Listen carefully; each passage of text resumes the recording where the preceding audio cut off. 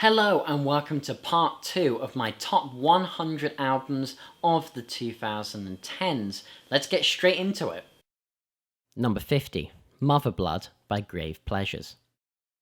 I'm not sure if these guys are death rock or post-punk metal, I don't know, but the sheer infectious joy and huge choruses of this band coming out of the ashes of Beast Milk just blew me away. It's all killer, no filler. Number 49, Kavaika by Sigur Rós. I wish there could be more Sigur Rós in this list, but they didn't release a whole lot that wasn't just like strange ambient experimental projects in the decade, unfortunately.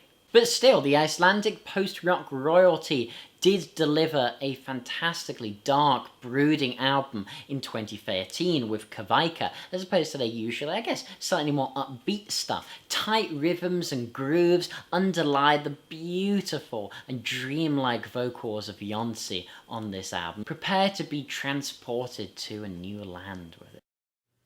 Number 48, Arctis by Ihsahn.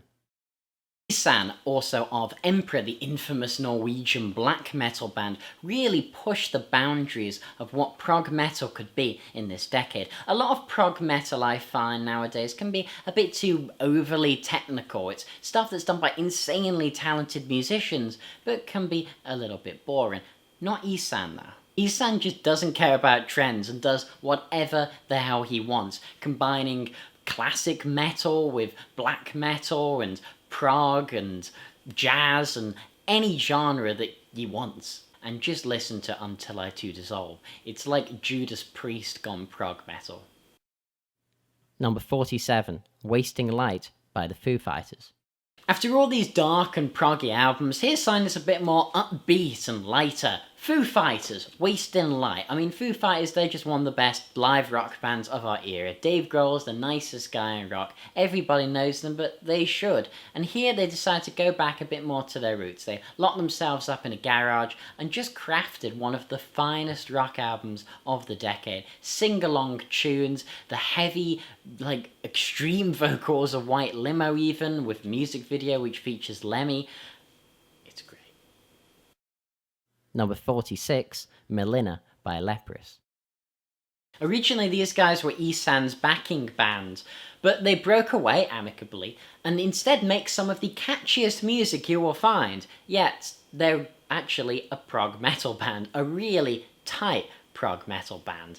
And well, when I first had The Congregation, which was the album before this, I couldn't really get into it. It was Melina that made me really fall in love with Leprous. Infectious is not often a word you use with metal, yet alone prog metal, but here, this album is infectious. Listen to Stuck, and you can't help but get it stuck in your head. Number 45, Eremita by Ihsahn. Okay, after this one, I promise I will start talking about Ihsahn for the rest of this list, and even Ihsahn-related bands. But Ihsahn's masterpiece, Eremita, jazzy infusion and a fascinating take on prog music. It just shows him to be a league of his own. Number 44, Black Country Communion by Black Country Communion. So we talked a little bit earlier about Black Country Communion's newest album, 4. Now let's talk about their debut album, and this is just one of the best albums to have ever been released by a supergroup, honestly, in rock history. Joe Bonamassa delivers some of the finest guitar solos, not only of his long and storied career, but just of the decade, especially with the track Song of Yesterday, or Glenn Hughes' killer vocal performances of a lifetime. Somehow he even manages to potentially exceed the vocals from Deep Purple's Burn, which he did back in the 70s. Oh, just brilliance. Number 43, We're Here Because We're Here by Anathema. Another 2010 record, but this time from the prog rockers from Liverpool, Anathema, with a kind of a comeback record. They disappeared for a bit before this, and used this album to usher in a new era. I guess I can only attempt to describe this. I mean, some could say, well, it's prog rock. It's not really prog rock. Instead, if I was really going to try and give a description of it, I'd describe it maybe as spiritually inspired, post-rock influenced, progressive art rock. It's an album that kind of defies classification. Number 42, Pure Comedy by Father John Misty.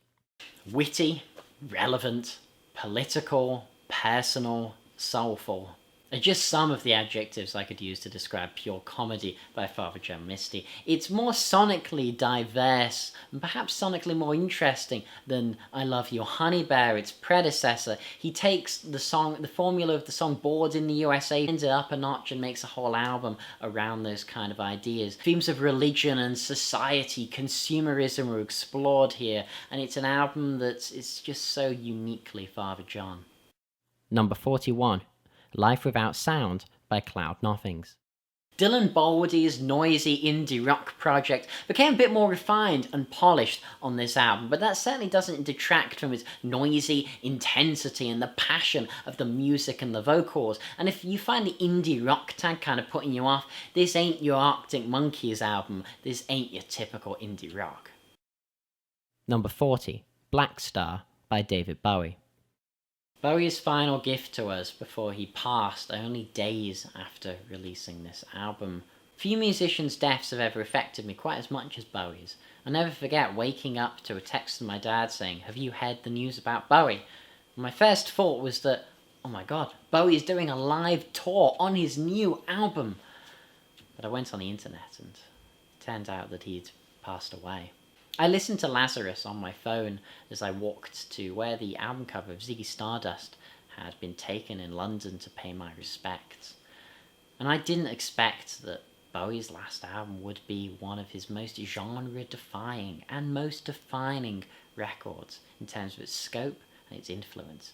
Dominated by jazz sounds, he somehow manages to soundtrack his own death with songs like Lazarus. It's breathtaking, and it's an album that just makes you so much sadder about Bowie's death. With most older musicians, when they die, their creative peak was many, many years behind them. But with Bowie, you felt like he was having a new renaissance, a new creative peak. It's strange to talk about an older artist like Bowie and say that he died during his peak, but that's Black Star. Number 39, Tomorrow's Nearly Yesterday by Crywank. The oddly named Crywank are anti-folk. And anti-folk, I guess it's kind of like folk music, but with less of the Dylan-esque metaphorical musings, and instead personal, reflective, raw, exposed feelings. This album really resonates with me. I guess it's a particularly subjective one, maybe having it this high in the list, but there's just nothing else which does what James is able to achieve here. His balance of humour and self-deprecation, covering depression and self-loathing and all sorts of topics that not many artists really cover, and certainly if they do, they don't cover with the clarity and self-reflection that James does with this album. Number 38, To Be Kind by Swans.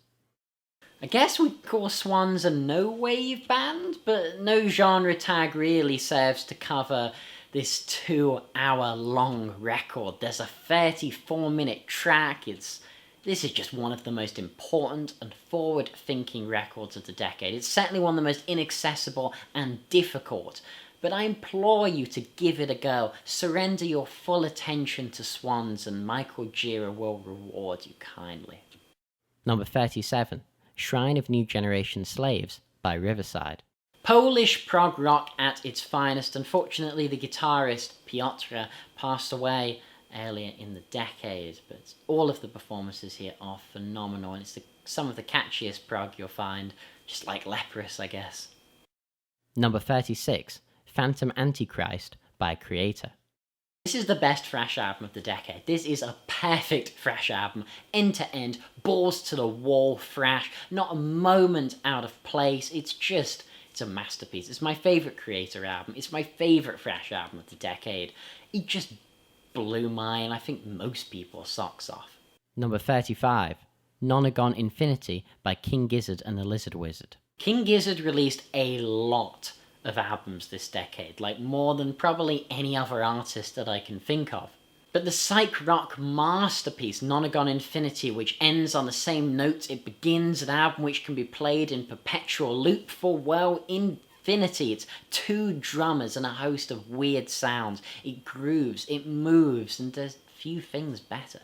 Number 34, Phanerozoic 1 Paleozoic by The Ocean. The Ocean have delivered some of the best records of the decades, and we'll be getting to their masterpiece a little bit later. But for now, Phanerozoic 1 will have to do us, with its pummeling heaviness juxtaposed with moments of quiet tenderness. The Ocean always take you through these grand, ambitious journeys, which somehow they always seem to manage to pull off. And it certainly doesn't hurt that Jonas Rensk of KATATONIA delivers a fantastic performance on the best track of the album, Devonian Nascent. Number 33, Benji by Sun Kill Moon. Sun Kill Moon. This is a 50-year-old man who sings with an acoustic guitar about the most mundane things in life. In other records, he serenades us with diaristic entries of the minutiae of being on tour or being an extra in a movie, or even just a boxing match. But here, his diaristic stream of consciousness nature of folk songwriting has been taken to its pinnacle, its peak. Mark Kozelek, at the end of the day, is a great storyteller when he wants to be. He could definitely be a terrible storyteller when he wants to be, but on Benji it all comes together so well. The story of Carissa, Mark's cousin who died in a fire due to a deodorant can and garbage disposal. Pray for Newtown about the mass murder in Sandy Hook.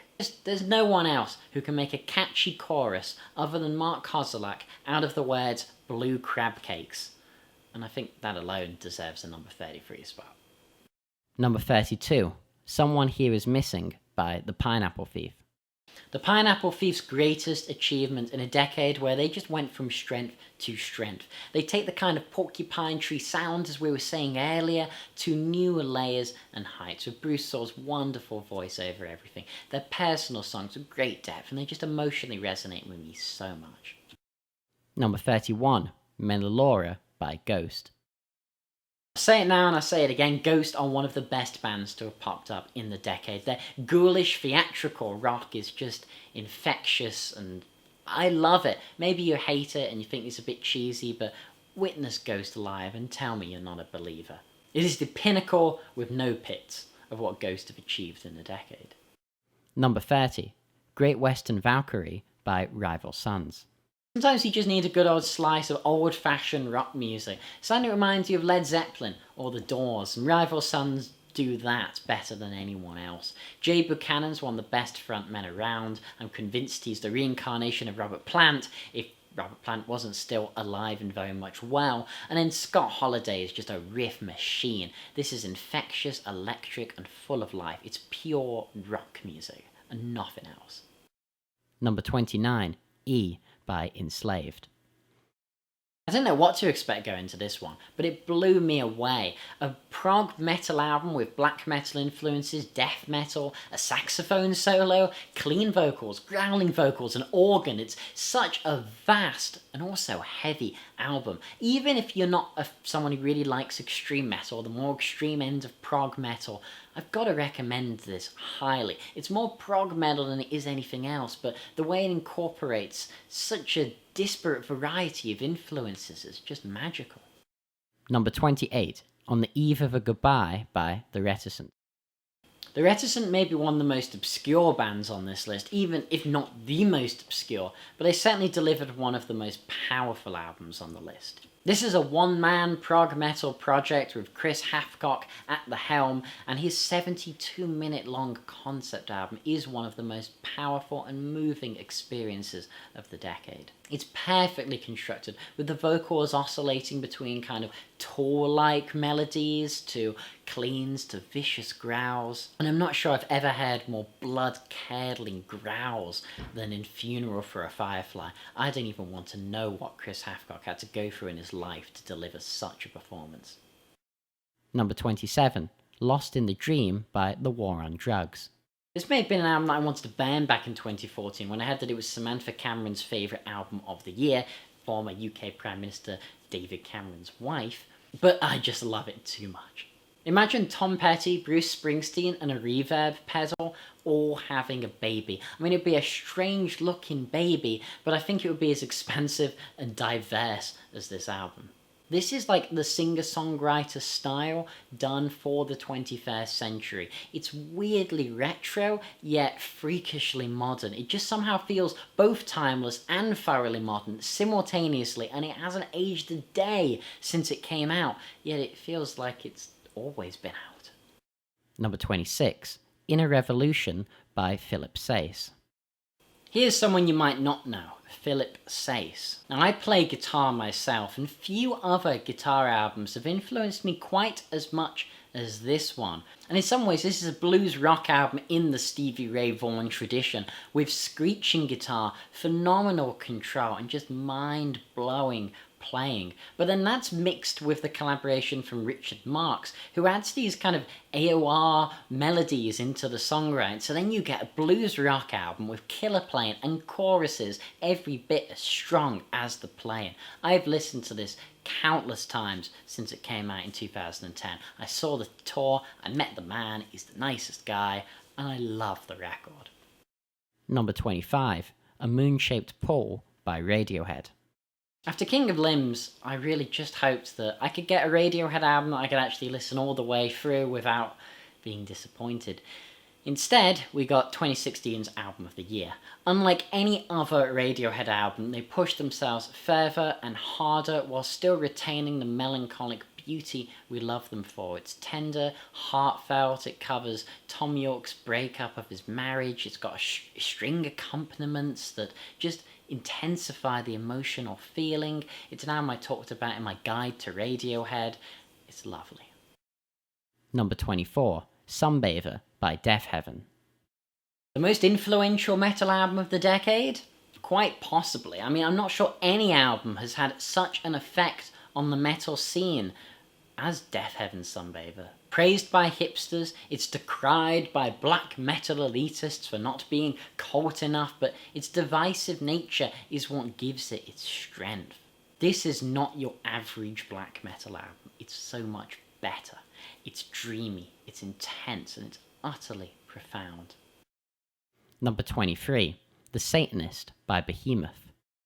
I'd never heard anything as dark and visceral as this when it came out in 2014, and I bought it as kind of a gamble on vinyl from HMV, and I started to regret the purchase actually after buying it. I found it all to be a bit too much at first. But then the darkness just kept calling me, and I returned, hardened to its brutality. The mix of black and death with Nergal's powerful voice makes this essential metal listening for the decade, especially the song O Father, O Satan, O Son. Number 22, The Passing Light of Day by Pain of Salvation. A brilliant prog metal album covering Daniel Gildenlow's close brush with death and all sorts. It's heart-wrenching, it's moving, it's one of the best prog metal albums of the decade. Number 21, Mind Control by Uncle Acid and the Deadbeats. Do you like Sabbath? Do you like Fuzz? Do you like the Beatles and 60s psych? Then this should be your jam. Uncle Acid's culmination of all things fuzzy and 60s and heavy. It is the catchiest doom record I've probably ever heard. I love every second of it. These guys are wonderful live. I saw them supporting Black Sabbath, and this kind of stuff is every bit as good as early Sabbath. Number 20, Moon Lover by Ghostbath. Ghostbath managed to do Deafheaven better than Deafheaven, and despite not a single word being able to be understood, in fact I'm not sure there really are any words, the whole point of this album is that the vocals exist just to emotionally resonate with the listener, but not actually carry any intrinsic meaning. They still managed to create a mesmerising summer black metal album, I guess. It's positive black metal, happy black metal, whatever you want to call it. At least black metal has never been so life-affirming. Number 19, Écaille de Lune by Alceste. You might think that this high in the list we might have reached Alceste's pinnacle, but They continue to soar to even greater heights in the decade than my number 19, Akai de Lun. But with their best song, Akai de Lun Part 2, this album washes you away into a world of pure make-believe. It's about fairies and fantasy, which sounds kind of strange for a black gaze record, but I guess that's some of the shoegaze talking. You just gotta let yourself get swept up in it, and you will be transported by Yeager to a completely different place. Number 18, Ripely Pine by Lady Lamb the Beekeeper. This may seem a little bit of an odd one out in the list. Lady Lamb is an indie-ish singer-songwriter. But when it's indie rock that is as well written and thoughtfully composed as Lady Lamb was able to achieve on this one, then who cares if it's indie rock? Bird Balloons is a 6-minute long, vicious and powerful epic. While You Are the Apple shows her vulnerable and introspective side. It's got a fantastic production, arrangement of horns and strings add so much sonic diversity and such a great breadth to it, but at the end of the day it's the power of her voice and her guitar which draws me in every time. This is another one which I've listened to far, far too many times to count. Number 17, Woods 5, Grey Skies and Electric Light by Woods of Eep. I really wish this wasn't the final album from the black and doom metalers Woods of Eep, but unfortunately David Gold, the main guy behind it, the guitarist, singer, even the drummer, died in a motorcycle accident only a couple of months before this album's release. And he was a tremendous powerhouse in the metal scene. Describing the album, I guess it's like Pete Steele's voice from Typo Negative mixed with some of the symphonic nature and black metal nature of Immortal with doom metal, but yet still it's life affirming. It's just stunning.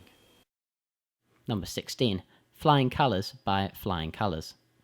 This is not a very common choice at the top of end of decade list. In fact, I'm not sure I've really seen it in one so far, but hey, this is my list, so take it or leave it. This is what I think, and this is the catchiest pop prog record, and it's just one that it just resonates so much with me. At the end of the day, these lists are subjective. This is not the top 100 best albums of the decade objectively. This is my top 100 favourites, and Casey McPherson's voice is just majestic. Kayla, Everything Changes, are songs which just mean so much to me. Number 15, Cavell Attack by Cavell Attack. We've had a fair bit of Cavell Attack on this list. In fact, every album they released in a decade, as I've said, has been here. But this is their best in at number 15. Raw, fast-paced, blast beat-pack rock and roll. I always find it a bit difficult to describe their frantic blend of traditional rock and extreme metal. They're just a force unto themselves, an unstoppable live force, and one in the studio who just deliver like no one else. There's nothing else that's like Cavell Attack out there, and this is the album I'd recommend to get into them. Number 14, The Raven Who Refused to Sing and Other Stories by Stephen Wilson. One of my favourite artists of the decade has been absent in the list until now, but I guess it's because my two favourite of their records rank so highly in the list.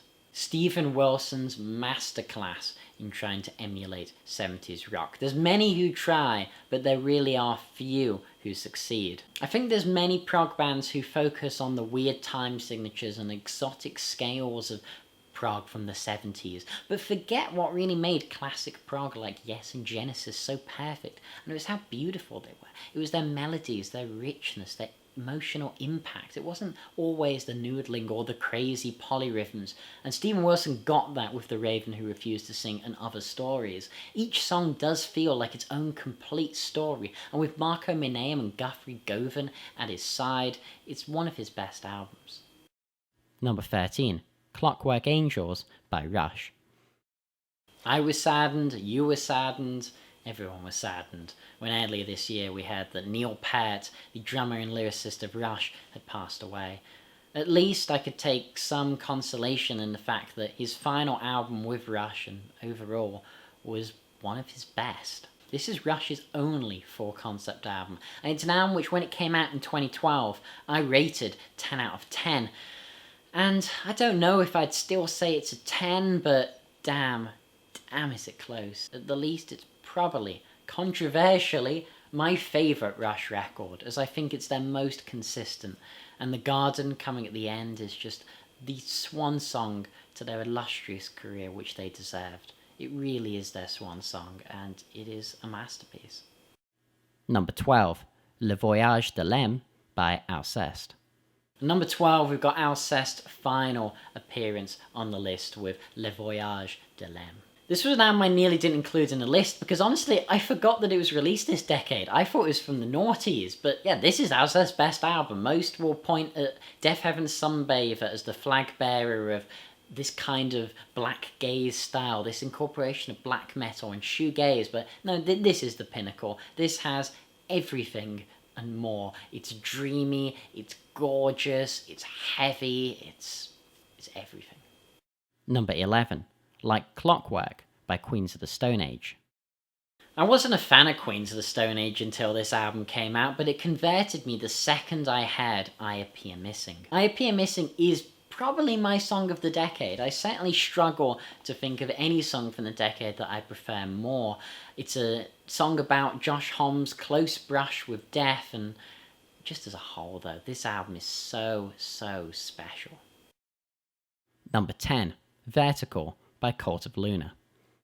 Okay, the top 10, and this one just blew my eardrums out when I first heard it. Some of the most crushing, intense, and claustrophobic riffs of the decade. What I look for the most in an extreme metal record is that balance between light and shade, and few do it better than Cult of Luna with Vertical. There's gorgeous moments of serenity and calm. There's, as I said, these aforementioned crushingly intense riffs, and they just balance it beautifully together with that striking album artwork, setting the tone for this album that's inspired by the old black and white movie Metropolis, and Vicarious Redemption at 18 minutes as well. It's just breathtaking.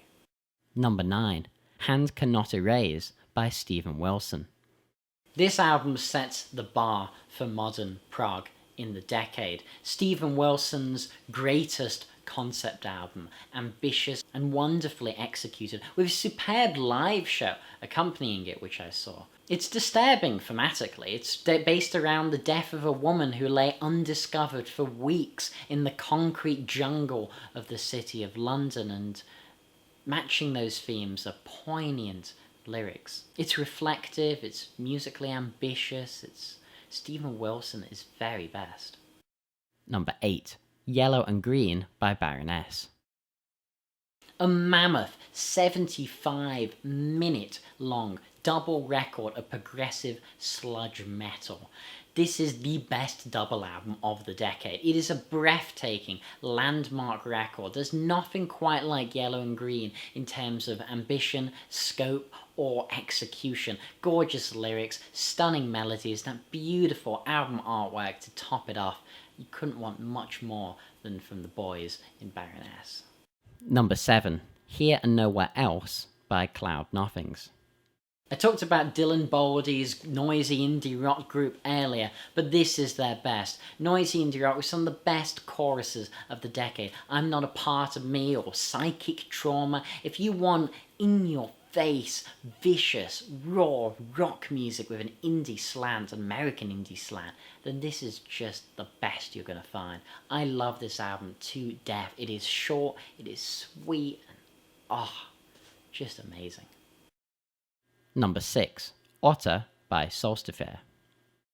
My album of the year in 2014, and an album whose breadth and depth never ceases to amaze me. It's sung entirely in Icelandic. It also features a banjo in the title track, which is cool, and a gorgeous string arrangement on top of this, I guess, post-rock influenced metal. There's nothing quite like it, and it was one of the albums that just hit me the hardest and most suddenly over the decade. I put this on and, well, music's never quite been the same since. Number 5, One of Us is the Killer by the Dillinger Escape Plan.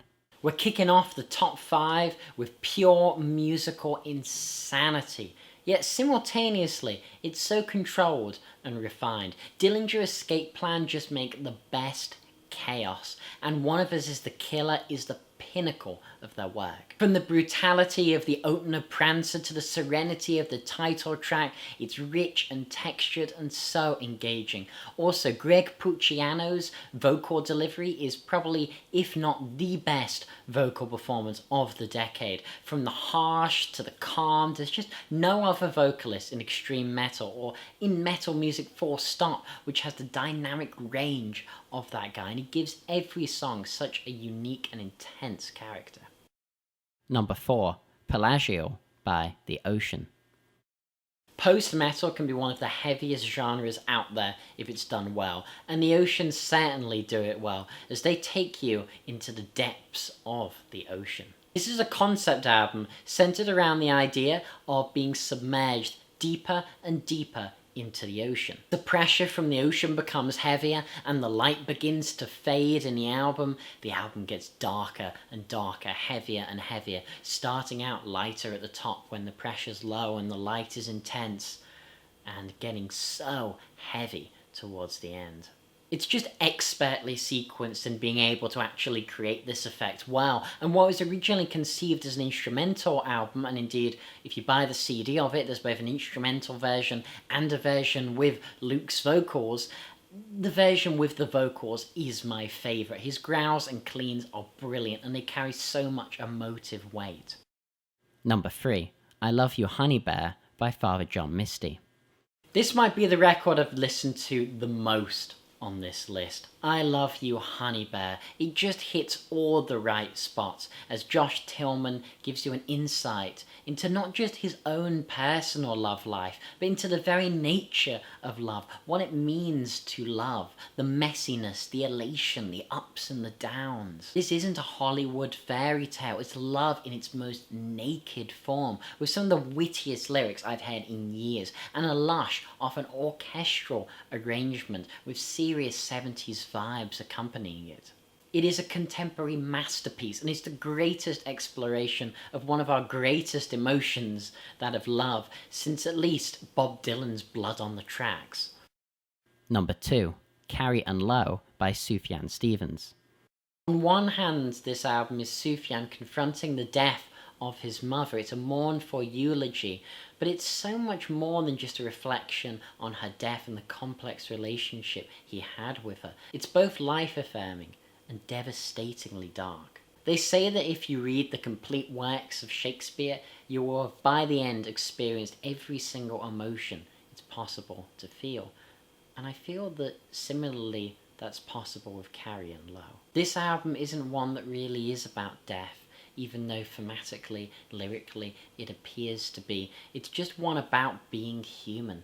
It's a minimalist album with whispered vocals, yet floods of emotion pouring through, despite the lack of obvious emotional presence. And every time I listen to it, I discover something new about the album and about myself.